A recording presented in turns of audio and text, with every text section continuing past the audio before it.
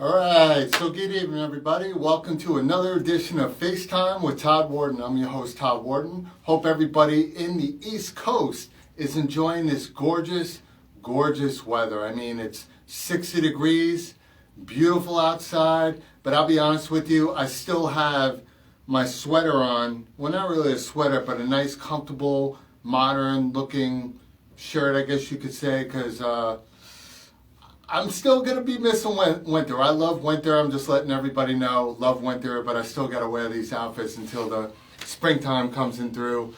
And yeah, anyway.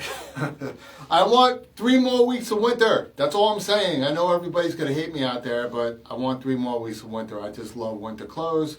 But yeah, you know what? Spring's coming, so we got the sundresses and the whole nine, so definitely got some pluses.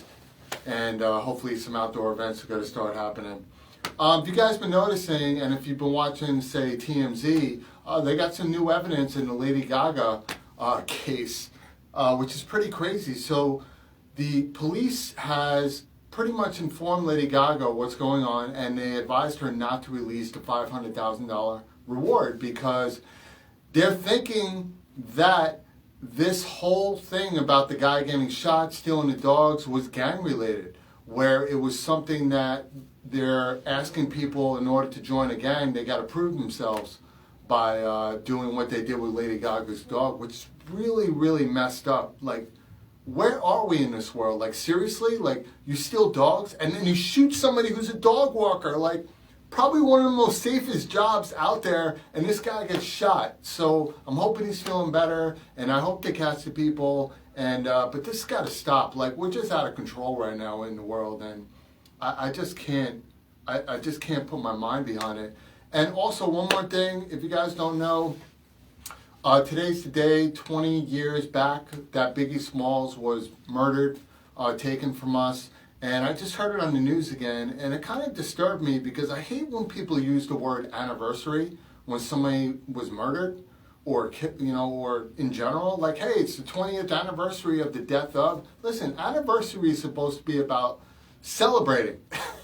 We're not celebrating his death. If anything, we're celebrating his life. So can we say that we're celebrating Biggie's life, and it's been 20 years since we lost a great legend, instead of using the word anniversary? I don't know how you guys feel, but I don't like putting the word anniversary to celebrate somebody's death, because we're not celebrating his death. I'm celebrating Biggie's life because all I know is One More Chance is my jam, and I listen to that all the time, and I'm pumped. And speaking of being pumped, I have an amazing lady that's coming on the show tonight. She is pretty crazy. Well, not crazy like loco. She's just doing something crazy, which I admire her for. She's running for mayor of New York City, which, if you guys don't know by now, to become the mayor of New York is pretty much one of the highest known jobs out there and respected jobs in the world. And I admire her for running, and she's just a classy woman. She's an amazing lady. The lady's name is Stacey Prussman. And we're going to chop it up with Stacey tonight, and I'm really looking forward to talking to her because I spoke to her offline, and she just has so many great things to say in the show. So Stacey, when you're ready to go, we're going to bring you on with FaceTime with Todd Wharton, and we're going to chop it up tonight, political style.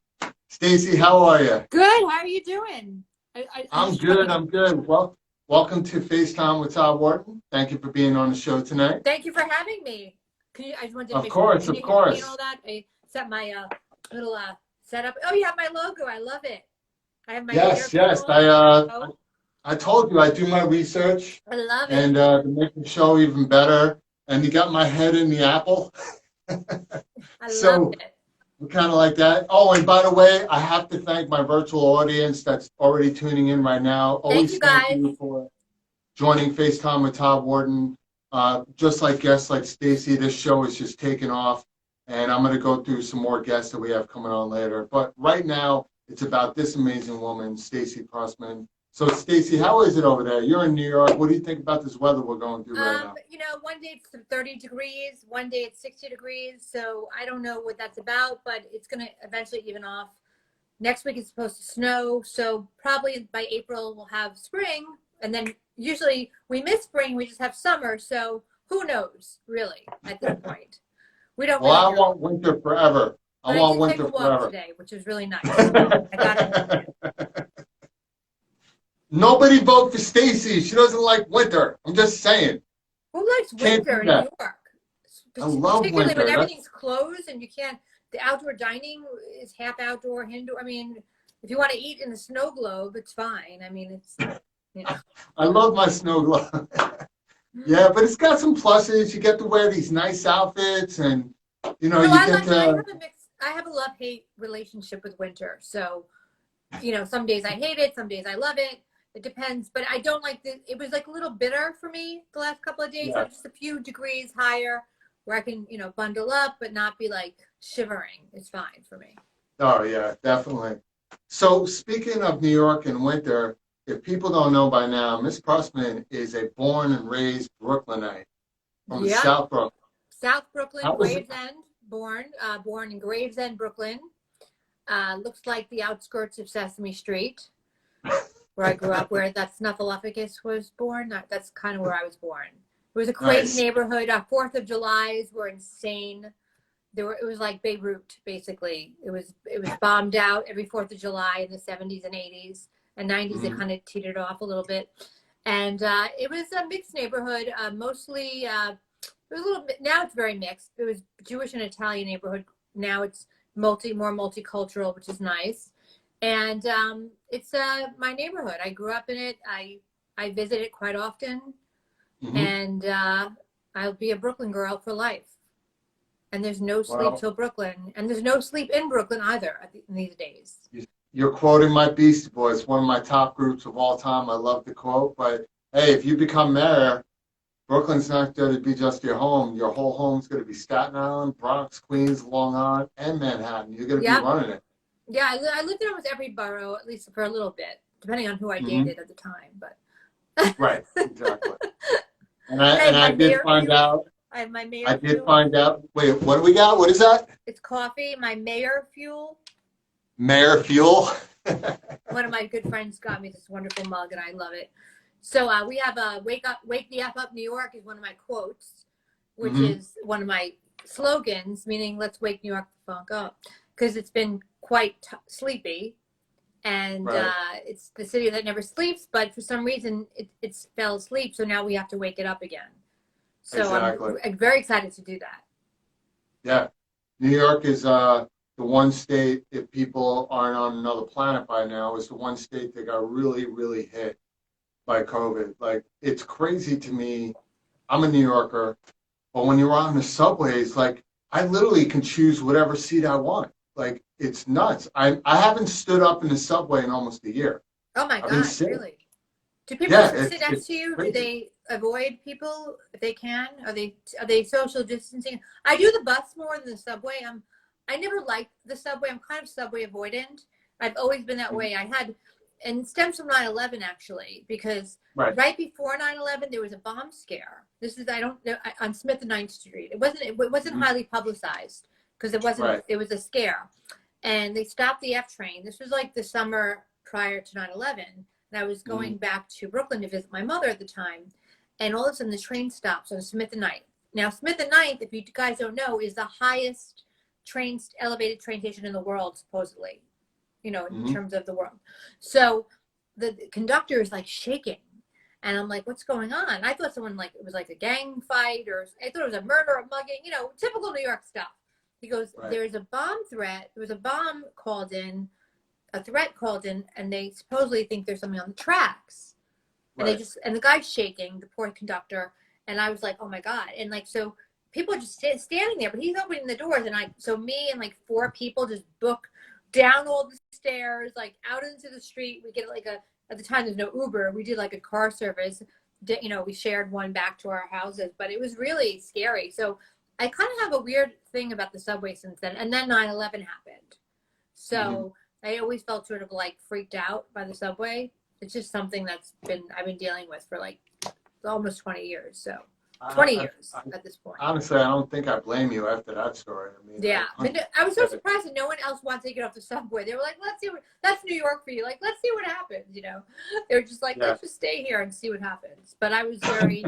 It did affect me. I noticed that it affected me. But I do take the subway. I lived on the subway for months and months. I mean, I didn't live on the subway. I lived on it, going from show to show, traveling. I was always traveling as a stand-up, back into the city, back to Brooklyn, into different boroughs, in the airport. So I was always traveling, a lot of trains, planes, automobiles type of life. Right, correct. And like I said, I don't blame you. I mean, I personally would rather ride in a car, plane. I don't drive, so it's Uber, Lyft, taxis, friends, buses. Buses don't bother me.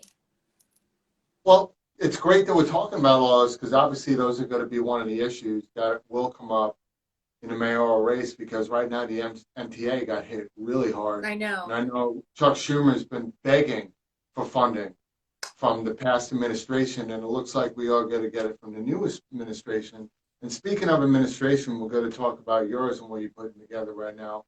Wonderful. You mentioned in the subways, and when I'm on the subway, I'm a New Yorker. I never mind homeless because they became part of your community, right? And that's really sad to say.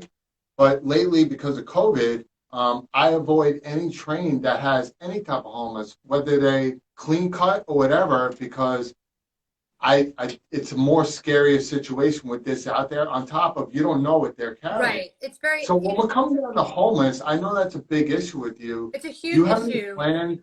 Do you have any plans or some ideas that you want to tell some people what you're looking to do? Because that's very important. We've normalized homelessness in New York City.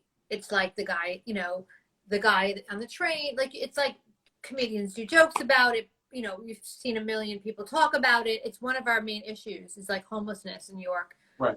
We see it. We see it every day, all over the city, either be on the streets and the subways or whatnot, and it's something that should not be normal. It's not something that should be a normal sight in 2021. Mm-hmm. Particularly in a country like America. Now, obviously, you can't control people that don't want to have a home or live in a secure place, but we need to systemically change homelessness from the ground up, and that means dealing with mental health issues, addiction, which is a very serious issue, particularly with this pandemic. People have relapsed. They can't get beds for people that want to go to rehabilitation or withdrawal places, detox. Mm-hmm. So we need to deal with it from the bottom up. Now, why are people homeless? Is it only homelessness or housing insecurity is what they call it. Housing insecurity is like if you can be living on your couch, a friend's couch, or couch surfing, and that's sort of like homelessness in a way. It's not living on the subway. Maybe one night you're stuck outside, but basically, there's a lot of people like that. I've known a lot of people in my industry and stand up that have been like that. I've known people in my life. And it's a big problem in New York, specifically, now and always. So that is one issue. So we need to find secure homes for people, not just the shelter system. A lot of people don't want to go into the shelter system. It's not safe. People have said it's worse to be in a shelter than it is to be on the streets. Yeah. So it's something I want to deal with. Get mental health people and professionals into the trenches and help people find out what's wrong. Are they not taking their medicine? Are they lost? I mean, there are people that might have dementia and their families can't find them, and now they're living in the subways. There's a lot of that. Or someone who's schizophrenic who just stopped, taking their medicine, and they're like, living in a park and they don't have ID and no one knows who they are, and they're just kind of getting by. So, it's something that we need to really address on many different levels, or obviously addictions, people who have hooked up again. And I agree with that. I agree with that 100%. And I wanted to talk to you about along the lines of homelessness, because this is something that needs to be addressed too. We can't force people to do what they don't want to do. Exactly. So human, still have rights. However, there are some issues, and you can't tell if they're mentally disturbed or not, or something's going wrong. And everybody has a choice. However, there's got to be a fine line. I'm going to I'm gonna give you an example. About 3 weeks ago, I got off the train in Astoria. I came down the stairs, and if you know me, getting to know me, a lot of people know me. I try to help out as much as possible. I can't do it all the time because if I help out every homeless person, I'm going to be broke too. Also, you don't know people, just because people are panhandling doesn't mean they're homeless. Well, this person wasn't panhandling. Right. See, I walked down I'm the just saying stairs. the difference. Just because someone's asking for money on the train doesn't necessarily mean they're homeless. It doesn't mean that they're doing well and they're homeless. I 100% agree because I've caught people panhandling on the train that are wearing more expensive sneakers than me. But that could be donated. You know, clothes. People can get clothes, and you have a get kicked out of your house with a whole wardrobe of clothes. So let's not poverty is interesting because it shows in different ways for different people. Buying a pair of sneakers, having it for a year or two, or someone giving you sneakers or a shirt that's kind of expensive is a lot different than not affording anywhere from $8,000 to $2,000 a month rent, depending on if you're living in a room or whatnot. There's a lot of layers to that. So agreed. You can't really judge a book by its cover. Someone might have relapsed, ended up on the streets with, they might have money, but they can't get to it. There are a lot of reasons why people are homeless. It's not clear cut, like that person's crazy and they ended up on the streets or they're mentally ill. And there's a lot of layers to it. Of course. Well, this layer was a little different. It was a weird situation. I came down the steps and you know Astoria well. So it was out of Astoria where the M60 bus is near the Triborough Bridge. I'm walking down the steps. And as I come down, there is a lady, and this is during this 3 weeks ago when we had those 20-degree weathers. It was freezing. Very cold, yeah. This lady literally was sleeping in the street where cars park with her garbage and everything all over the place like she built a home there.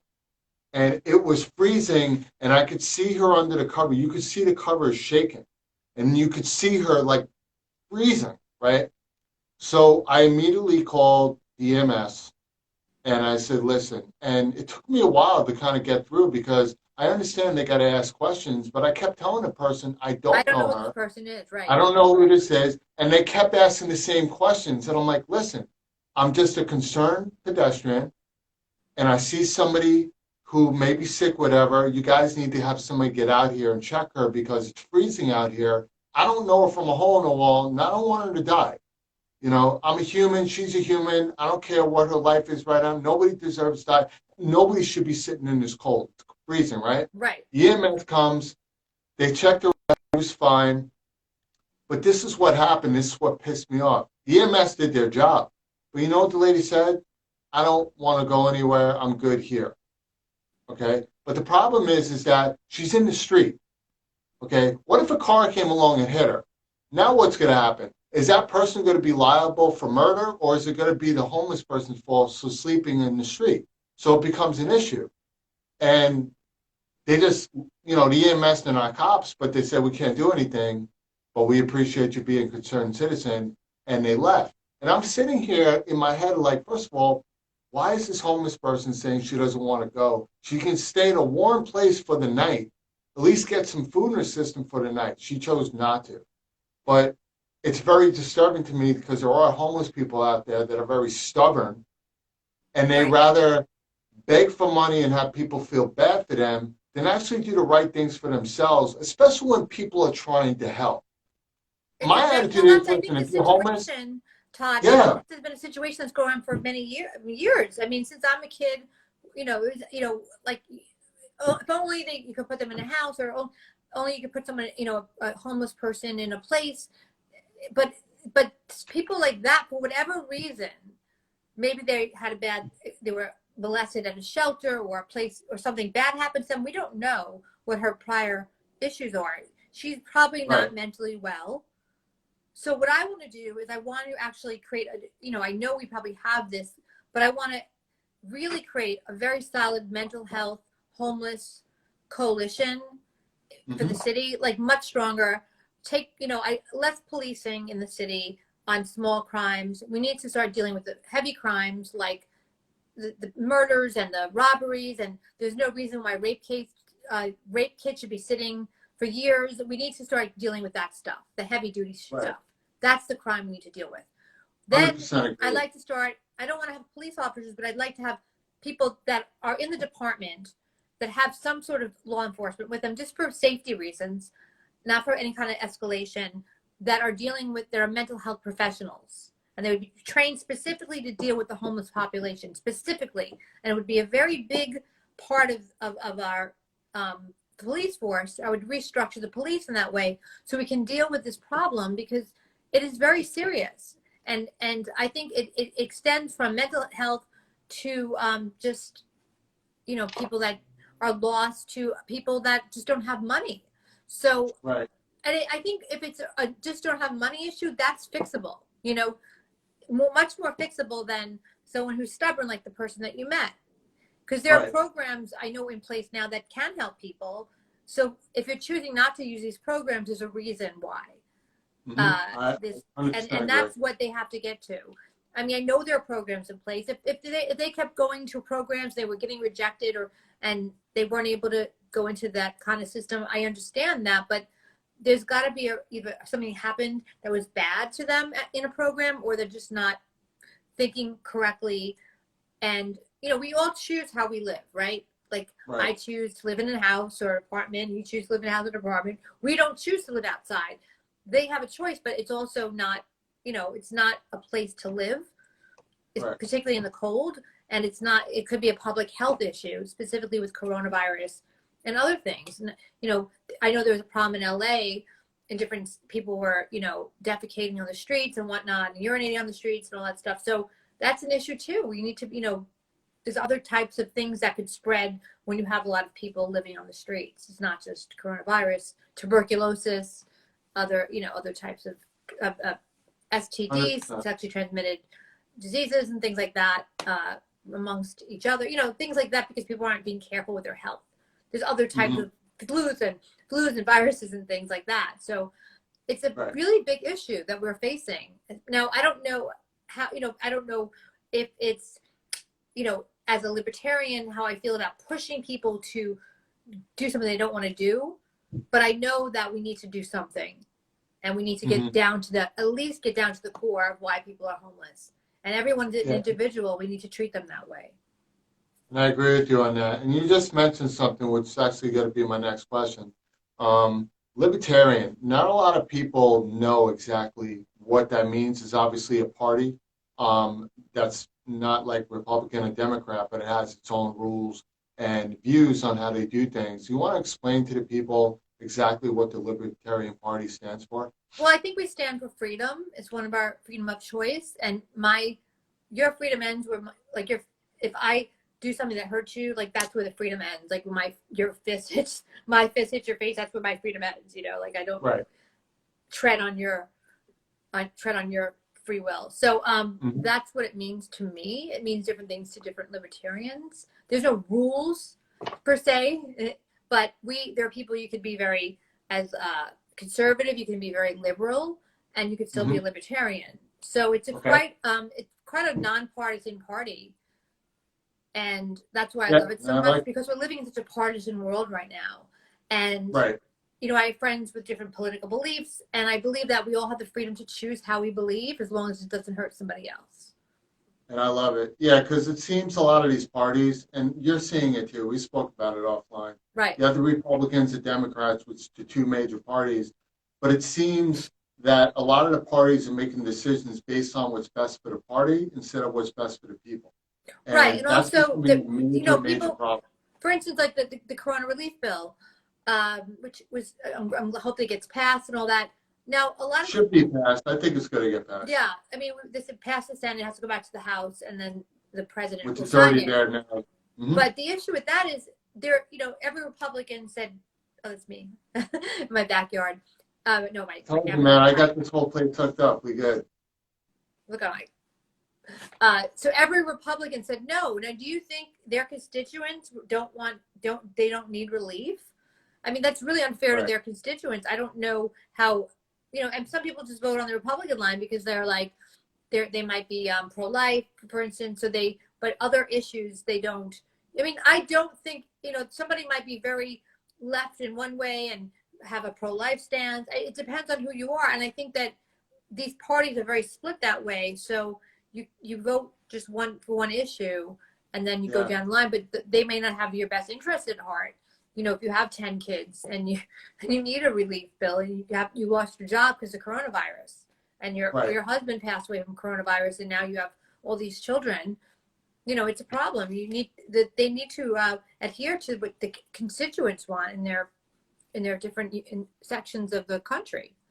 Of course, 100%. I agree with you on that, and you answered that right on the money. Sorry, excuse me. So, getting away from politics just for a second, because we want to learn a lot about you. If people aren't aware, you're actually, like we all were, we all have past jobs and things that we did that we aspired to be in passion. And one of the great things that you did is how I met you. You are a very talented comedian. I know, I'm really very funny tonight. Yeah. I'm like, do I get funny now? I think it's kind of funny that you were a comedian, but no, it's you're a very funny comedian. I still occasionally gig on this, you know, I gig when I can if someone hires me. It is a very weird thing. My comedy was always very edgy and sort of dark. So it's quite a difference. I also was a motivational speaker. I used to speak in colleges, universities on eating disorders, body image, health and wellness, stress, and not being so stressed out. I had a binging to balance lecture I did, which I liked. I did a sustainability lecture on green living. So I traveled the country for many years doing lectures and motivational speaking type of things. So it's not that far removed from politics. So I got into activism through that. And doing stand-up, I've been doing it for almost 20 years, maybe 20 years at this point. So yeah. I've toured the country. I've been in every club in the city. So it's very, you know, it's a difference. I mean, the clubs have been closed. They are starting to open. I may not pop in to do a show, but I'm not going to tell anybody if I do. I haven't been physically in a long time. The comic world got you into the political world. I mean, think about it. You worked on the Stern Show. You worked on the I was a guest on the Stern Show about 2 or 3 times. Yeah. Well, but I was on other shows similar to that. Yeah. Yeah, but you learned from a lot of great people who had a lot of great views. And comedy, whether people believe it or not, you can really learn a lot of great views because each comedian does angles of different things that are happening in the world. That's what's great about comedians is they take real life situations, but they make a joke about it. And that's why talk show hosts are important, like Fallon and Kimmel and James Corden. And that's why people watch them more often. And now that you've been on stage for so long, public speaking is like a walk in the park for you. But now that you're taking, I think what God has given you, you're a very intelligent woman. So now you're taking the aspect of being on stage, public speaking, your intelligence. Thank you. This is probably a good fit for you to run for office because you're easy to talk to. You have a good look about you. You're intelligent. You know what you want.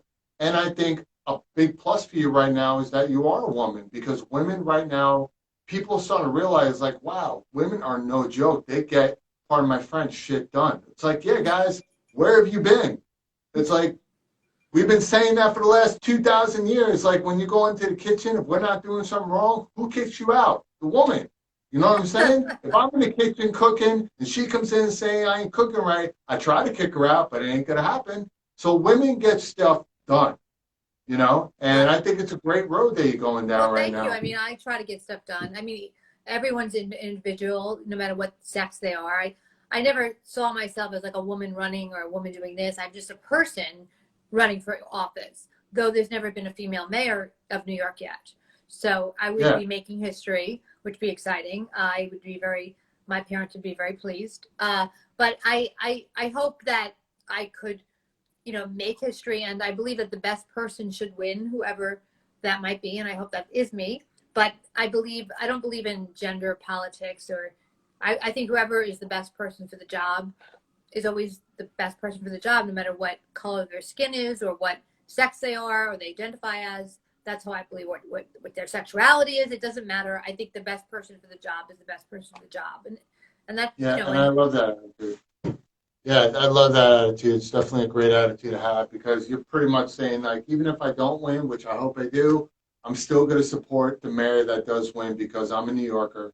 And no matter what, we show up and show out for everybody. Right. And it's great because I've been doing debates and having 4 mayoral forums with all the candidates.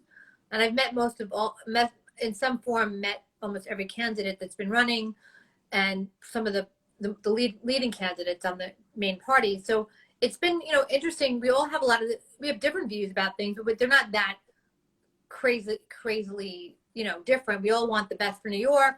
We want New York to thrive. We want people to feel safe here. I think that's an issue. We want every citizen, no matter what they look like, what the color of their skin is, what their economic background is, to feel safe and that they belong here and that they are a part of our great city. Yeah, and I love that.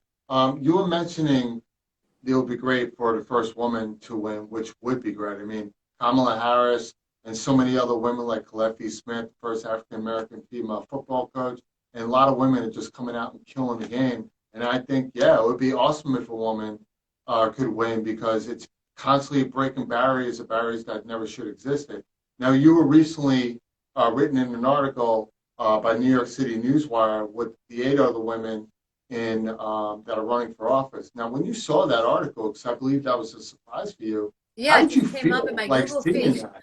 I one of the people on my team has, the Google. I've built a nice, solid team, and one of our social media and my communications team saw it, and they sent it to me, and I was like, whoa, it's like really exciting to see that, making history. It was like just seeing all the other women with me and that everyone's working together to try to make the city recover and to be better than it's ever been, which I really believe it can be. I believe that New York is going to have a renaissance.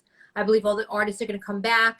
We're going to see the small theaters come back more than ever, like less commercialization of the arts and more individual creativity. And I think that's what New York really needs right now, which is healing for us. Because I think we lost that a little bit over the last 20 years as we got very commercialized. Though there's a place for that too. I'm not saying that doesn't belong here, but we need to have the small artists come back, the creative artist, and that's not being backed by commercialism, that could go to rent a small theater for a couple $100 and do their one-person show. We need that again. That's why when I came to New York after college, when I came back to live here after being upstate New York to go to college, I went to SUNY Albany, and I produced shows. I was producing theater shows with myself in them, of course, and then I got cast in a real show. But I like doing my own little shows. It was very rewarding, and I don't know if it's so easy to do that now. I mean, prior to the virus, I don't know. It's got to be different. It has to be different. It'll eventually come back with the same, but for the next year and a half, I always tell people, and I spoke to you about this as well, people got to rebrand the way they do things. They have to restructure how they do business and how they're going about, especially entertaining. I 100% agree with you on the art world, though. The art world is being recognized more because you don't need to get a venue or anything else to do art in the city. And speaking of art, you're going to love. So next week I have Albertus Joseph on, who I've known him probably like almost 10 years now. He's always been one of the best street artists ever, and he just did Ryan Reynolds' show. Oh, wow. And, that's amazing. Yeah, he's coming on in a couple weeks, and actually next week, he's somebody that I think is an inspiration in New York City. His art is ridiculous. Now, when he's talking about coming back, I spoke to John Mammons for Coming to America on Friday, and I asked him a simple question. If Broadway would offer you a part, would you do it? He said, I would love to do it. And the reason why I asked that is because New York City is loved by the world. You love New York City. I love New York City. So I'm not worried about New York City coming back because I think there's a lot of great organizations, celebrities that are really going to push forth getting New York back on its feet, because to entertain in New York, to do something in New York is like every entertainer's dream. So I can see a lot more people coming out soon. And you got to see New York explode with events. Yeah, I mean, it's happening already. Someone sold out tickets. One of the clubs opened up and they sold out like that. Somebody else selling. People are like buying tickets for things like of shows that I may or may not be doing. No, you're right. And speaking of clubs, we have to give it up to Broadway Comedy Club, and we have to show love to Al Martin. Yeah. Me and you know each other because of I Al. may be there in a couple of, actually we might be doing an event there. We are doing an event there, and I might be performing there sometime in April, but I'm not going to say exactly what day and whose show. Well, but I'm there. You got to let me know. So I won't be promoting my shows too much, but that's all I'm saying. Because I'm there. I my promise. comedy is like my outlet too. So I miss the stage. I mean, I grew up on the stage. I've been performing for 21 years straight, 30, maybe longer. 30 years. And probably longer at this point. It was a big, the pandemic was a big deal for me. Like it was very hard. Not only because I always did plays in between my comedy, so I was going down to Florida every year to do some sort of play, or I'd be doing some other project in between stand-up, and that was really hard not to have that for a year. I mean, I'm lucky I remained pretty healthy, though I think I was sick at the beginning, but I'll never know because the antibodies didn't show up, and it's been almost a year. But I had a rough March, April in the beginning of this whole thing physically. And then I sort of got better over the summer, but yeah, I think a lot of people did. You know why? Because even I did, and I like to stay in shape. When they shut down the gyms, it felt to me like I just lost a loved one because I love staying in shape. Yeah, seriously, it was really hard. It's like, wait, you guys are closing the gym? I'm like, no. It was like a shock for everyone's system. We didn't know what to expect. Like dining is closed, and then the gyms were closed, and then stores were closed. Like you couldn't even go shopping, for clothes or whatever, other things other than, essential goods. So we were like shocked. We didn't know what was going on. We were afraid to go to stores because I was like wearing, a lot of masks and gloves. And it was very scary in the beginning. It was kind of a shock to the system. Then people were dying, and, a few people I knew passed away. Not just older people, like young, healthy people. Then I had friends that were very ill, and they're long haulers. They're still very sick. I mean, not very sick, but they're not well. They're not the same. Right. So it was quite a journey because we didn't know what was happening. It was scary. Yeah, everything's scary. That humans have a knack where we like to be in control. It's just in our DNA. And the minute that we don't have control, we freak out. And then we're trying to figure out who do we believe, because we're in an age now where so many people aren't telling the truth. And, I believe in Dr. Fauci and everybody, but I can't blame people for not, because it's just very hard. Speaking of other issues, because we can go into COVID all day. Yeah, I think people I know. It's pretty much COVID out. What are some of the major issues right now, besides homelessness? I do know that you have some stuff that you would like to work on in New York City. What are some of those topics that you would like to tell some people about that you will look to change or even make better? Well, one of my issues is I want to democratize the educational system.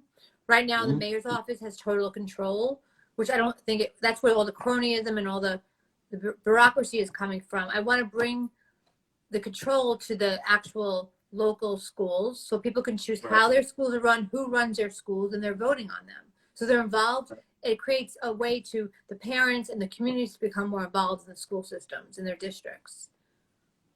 And I think that there should be more opportunity to go to different types of schools, depending on the needs of the students and what their skill sets are and what their future interests might be. Okay. I want to restructure the way the learning system is. I think it's, because I've been in the schools, I've done lectures in the schools, I spent days at schools over the last few years, and I've seen the problems and why they work and what doesn't work in schools. So I want to really restructure and rebuild our educational system in New York City, because we're the best city in the world, and we have every kind of industry here, every sort of profession, and there's no reason why we can't kind of have more connections between the community and the private sector and create a way for, particularly high school students to sort of explore their interests, more internships, more learning, out of class learning. I think it's important to prepare. Yeah. Not every student wants to go to college and do a bachelor's degree. Some people want to go to a trade school. So, we can have much more school to profession type of situations, or I like that. A mix of together that. And then also I want to make sure that the younger students are able to read. That's really important, that they can't just get away with not reading and, the basic skills. So there's a lot of different, and I want to bring more art. Art's got cut a lot in the educational system. I always hear that from the teachers. So more arts, different types of arts, exposing students to the museums much more often and things like that. Yeah, it'd be really cool. I just started this because my publicist works on all this stuff. I think it'll be kind of cool if a lot of these parades can dedicate at least one sponsored float to maybe a school system where kids can design the float. It's a great idea. And they can add, you know what I'm saying? And they can add different educational stuff to it and make it like one annual thing. Like this year, the 2 floats from this school or that school are brought to you by boom, boom, boom. And it can really bring out, it'll be really cool to have a float with artwork on it. Yeah. From all, that would be kind of really cool, idea. Like a mural, like a walking mural. So many great projects that we can do to get students involved, have them have money towards it. I know a lot of teachers have been buying stuff, their classrooms out of their own pockets. It's been happening for years. So there's so many opportunities that haven't been taken. And I think that we just need to buckle down and do it, basically. I think a lot of things just don't get done. And funds get missed. When it comes down, the reason why I want to democratize the education system is because when it comes down from my office, I'm not in your school. Like, I'm not in your kitchen cleaning it or cooking for you. You're in your, where the stuff is in your kitchen. You know how it works. The little innuendos of how your stove and little idiosyncrasies of your own kitchen. Like, I don't know that. So it's the same thing with the school systems. People that are in the school systems know how their schools work. They know the idiosyncrasies. They know the type of parents that are there. They know what their challenges are a lot more than I would, even though I would do research on it. But being in the trenches in your community are the best people to run the schools. Mm-hmm. Of course, I'd oversee, make sure there's no corruption and things like that. But basically, I'd want people to be in charge of their own school systems. Like that. And guys, if you don't know, right now I'm talking to Stacey Prussman. She's running for mayor in New York City. You can find her on Instagram on Stacey Prussman. Very simple. You can't miss it. Prussman for mayor. Go to Prussman for mayor. I have my policies up there, Prussman for mayor.com. You can donate, volunteer, get involved with our campaign. We have a great team. If you have a skill set that you want to bring to the campaign, let me know, because that's what we need right now. I have some great people working on, my leaders of my team are just amazing. So that's what we're looking for. We have to start canvassing. We have events coming up that I'll be announcing, a lot of events actually. So that's going to be a lot of fun. You can meet me, we could talk. I'd like to hear what your concerns are in the city. I mean, everyone has different concerns. So I want also to bring New York. I want New York to become a no-kill animal shelter city. So talk about that. Adoptable you're a big animal rights activist. Every adoptable pet will have a home, and I want to make it a cruelty-free city as possible, and so animals feel safe here, and as much as the people are, because I think animals, they don't have a voice, and they really need protection from people that want to hurt them. So that's one of my big issues. I've always been an animal rights activist for many years, many years. I have something, if you're going to do that, which I absolutely love. I'm a big animal lover. People know me. I love dogs. I love animals. Not all animals, because some animals freak me out. Seriously, like, I don't know. Everybody's got this thing about having anacondas and snakes in their house. Like, that's not for me. Because if you want to, certain animals don't make good pets, and they belong in the wild. I think it's very bad when people take wildlife and bring it into their home. I think it's not a very keep that away from me. Safe thing to do. It's not a healthy kind of pet, but if you love your snake, you love your snake. What can I, it's not me to judge if you love your snake, but. Yeah, exactly. That animal rights thing would be great. And you know what I would really like to see? Because animals, especially pets, dogs and cats, really make a home more warm. Pets have a way of really making people smile, because people forget unconditional love is no joke. When you're hurting, that dog, no matter what, will be by your side. As long as you feed them Alpo, you're good. And Alpo, there. I would give my dog organic. Listen, it's the first thing that came to my head. What I really want to say is I'm Italian, so I feed my dog chicken parmesan, But Well, I don't think tomato sauce and garlic is good, but I believe I think a healthy dog food. Feeding your pet is very important. What you feed them, because it helps them yeah, live longer, helps their joints, stops them from getting infections. So be careful how you feed your pets. Anyway, of course. although But what I public really service would like, announcement. But if yes, public service announcement. But what I would really think would be cool, people sometimes can't afford the dog foods and everything. It'd be no, I kind of know. cool if for a year, let's say somebody does go to adopt a dog, that would help for your program that you're initiating. I think there should be a big company who could sponsor this program where each pet that's adopted, you get a free year's worth of supply of I food. wish we could marry, have a relationship with private, rescues and dog food, dog, cat food companies that will do that. I would love that. There are animal food pantries. Like they have, I want to create that for people that can't afford to feed I don't believe a pet should be given up because you can't afford the pet. I think Right. that Yeah, it's family. it's family. So I want to intervene. I want that to be a big intervention. Which I think love. that's something So, that would try to, because I think that would save a lot of lives. And of course it would. obviously spay and neuter programs are very important for animals that will stop overpopulation and mating and that kind of thing. So I think there's San Francisco did it. A guy named Nathan Winograd, who I had spoken to in the past. They did it, I believe, in San Francisco, and we could do it here. Right. And I agree with you, and I love that you had. I don't think Give it's my been. water. I don't think I have heard in a while of a candidate putting animal rights into their campaign. It's pretty important, and It's I been love a that you're big. doing that. I also want to get the horses off the streets, the carriage horses. It's been a big issue here, and I want to. I have Wait, a don't do plan. that yet because I'm building a commercial with the horse cart. So wait till I do that, and then take them off the street. I'm They just don't saying. belong on the. I don't believe they belong. I mean, I've been. I have a strong view of that.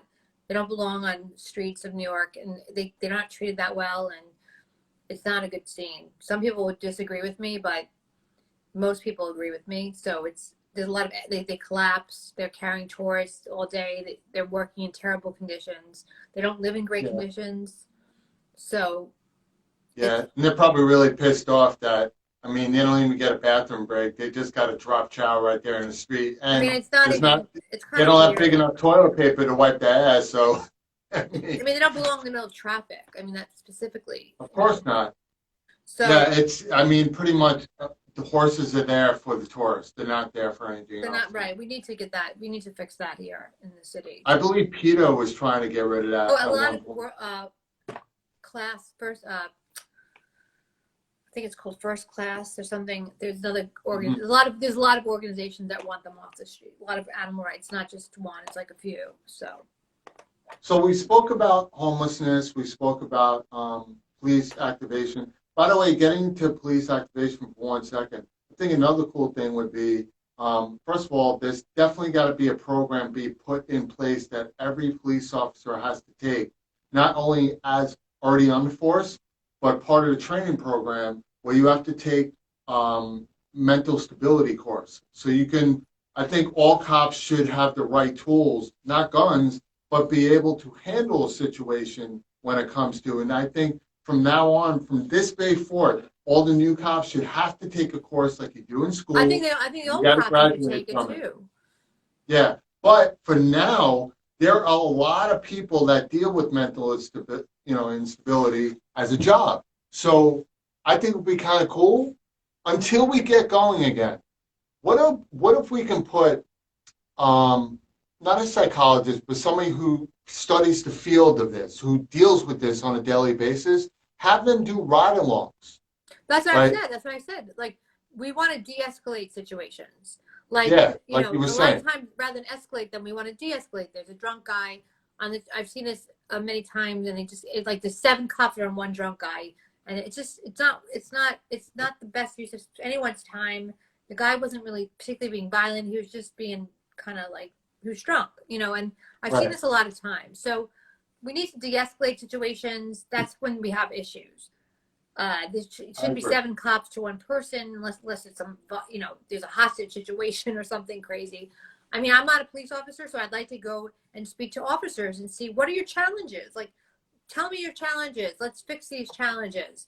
Let's find out like where are you best served, like the community, and like have things have mental health professionals with the police officers in situations to de-escalate. Right. You know, come in differently, perhaps if someone's uncompromised or whatnot. There's a way to come in differently, and Yeah. so I think there are solutions to every problem, and we need to find. It's just about asking the right questions and asking the people who are in the field. You know, again, I'm not a police officer, so I don't know the challenges, and I can't begin to know what the challenges are. So if I speak to police officers, I would love to speak to different police officers and find out what are your challenges. How can I help you be the best officer you can be without over policing people?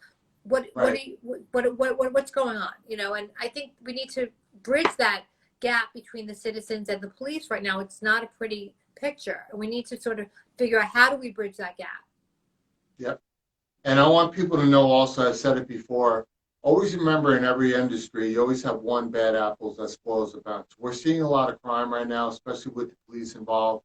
Just always keep in mind that there are millions upon millions of cops out there, good cops, okay? Good cops don't like bad cops. Guys, keep remembering that. So when we're out there protesting the whole night, always remember that the majority of those police officers have families. They're trying to do the right thing. They don't like the cops that are being bad cops. So think about that when you see it. Now, if a cop goes over the line, now he's in that realm that we don't like. But it's not all police officers, because I have friends that are police officers that are also African American. Right. So do you. So I'm asking everybody, please keep in mind, I don't like what's going on as much as you do either, but it's not the entire force. But no, I do agree that it has to be worked on. Yes. We need to have utter transparency.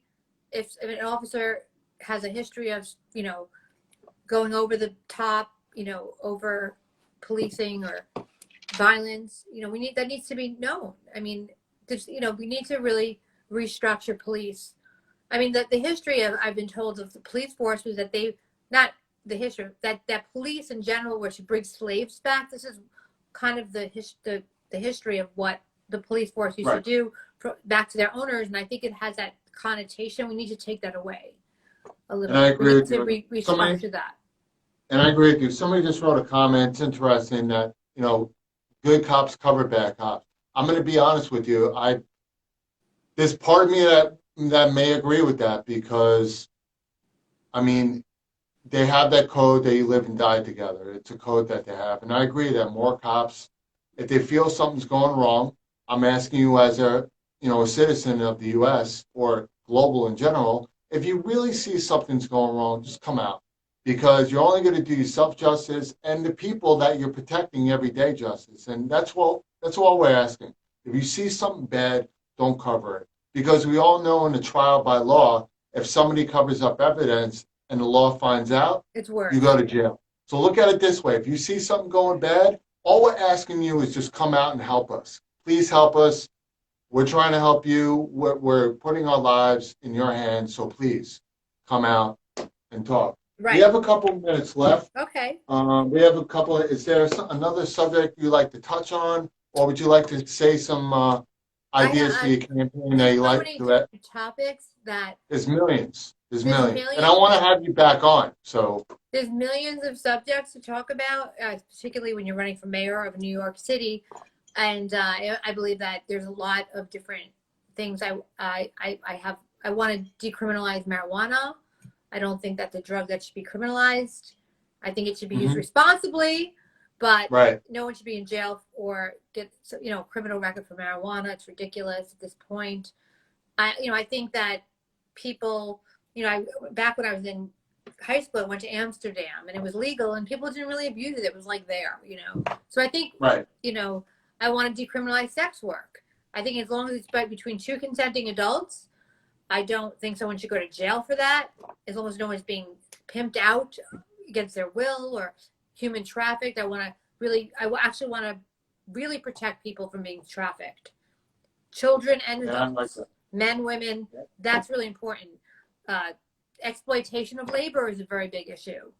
I don't like when labor is exploited, and that happens as well. There are a lot of people that get they're paying off their immigration status to a situation, perhaps a organized crime situation. So I don't want to talk too much about that, but it's something that I feel strongly about. All right. I don't want to talk too much about that right now because that's something I want to sort of end. Exploitation of the worker in New York is a very big issue. I've seen it. I've been in jobs. I've worked in jobs where I've seen it happen a lot. Yeah. So I've worked in a lot of different industries, from the service industry to I've worked, obviously in the entertainment industry. I've worked in the offices. I've done that kind of thing. So I've worked in every industry, the corporate environment to the educational environment. So I've seen different types of work, Mm-hmm. and I've seen how things could get out of hand. So it's something I feel strongly and passionately about. And you should, and that's what I love. I like that you're running for office. You use a great word that I use is passion. And Stacey, I'm definitely going to wish you all the best. Thank you. This was great. I had such a good time talking to you. I hope that we got a lot out. And I just want to tell everybody, we're going to have a lot of events. I hope you can attend. If you can have a few dollars, donate to the campaign. It helps get the word out. It helps me with my commercials. It helps me, I'm not running a major party like Democrat, Republican. I'm running Libertarian. So it would help a lot. I don't have big corporate, no one's hands in my pockets, so to speak. So everything I'm doing out of heart and ideology and passion. So let's wake New York the F up. That's right. Let's make it. I want it to finally function again. I want the F train to not take forever. Exactly. I want people to feel safe. I want people to be financially stable. I want New York to be safer than it's ever before, full of free of crime and full of hope. So I love it. I love those words, and I think that's a great way that we're going to end this because I love that what you just said, guys. If you don't know, I've been talking with Stacey Prussman, New York City Mayoral Candidate, one of 9 women trying to make history. I think it's going to be a great race this year. We definitely need a great positive race this year. Stacey, I'm glad to have you on. Thank you so much for having me. I had such a great time talking to you, and all the best. I love your show. I've watched it, so thank you for having me. I appreciate it. Of course, and I appreciate having you on. Thank you for watching. Thank you to my virtual audience, as always, for being here tonight.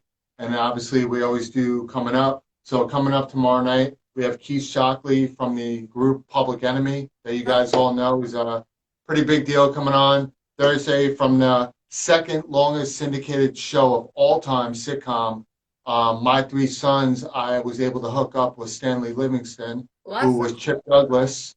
Yep, Chip Douglas is going to be here on Thursday. And then Friday, we're going to round it off with Buddy White from the great R&B group Intro. So we have a great show this week. Guys, please, as always, please wear your mask. Practice social distancing. Look for this lady right here, PrussmanForMayor.com. You can get all our information. And as I always say to my fans, my friends, my virtual audience, wear a mask, stay safe. And if you're not living a passionate life, then whose life are you living? Guys, have a great night. I'll see you tomorrow. Bye. Bye.